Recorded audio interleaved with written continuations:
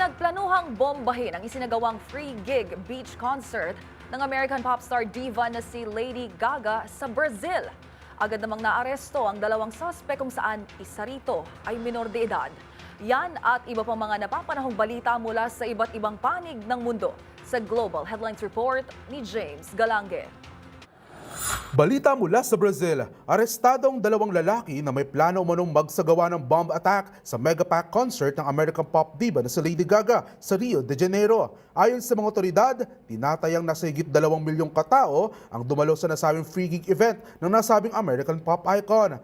Dagdag pa ng pulisya, isang nasa 80 gulang at minor de edad ang nahuling responsable sa tinatawag nilang operasyon na Fake Monster na kung saan layon raw umanong makakuha ng atensyon ng publiko sa social media. Ayon sa inisyal na investigasyon, nagre-recruit ang mga ito online upang magsagawa ng pag-atake gamit ang mga improvised explosive device gaya ng Molotovs. Bilang pagtitiyak sa seguridad ng lahat, nagsagawa na rin ng raid ang mga pulis sa buong estado ng Rio de Janeiro, gayon din sa iba pang lugar tulad ng Sao Paulo, Rio Grande do Sul at Mato Grosso.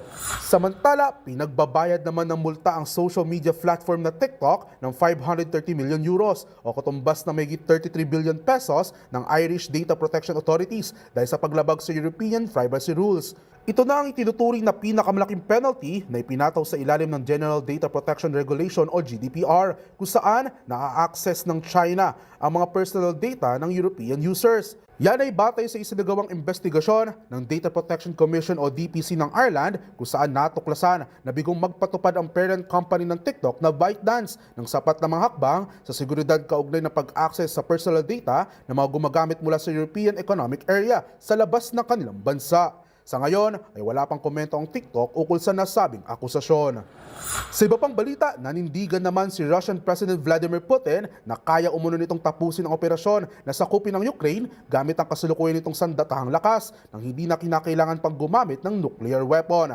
Yan ay base sa ulat matapos maitala ang mga drone strikes na isinagawa ng Russia sa Kiev kung saan may naitalang sugatan kabilang na ang mga bata.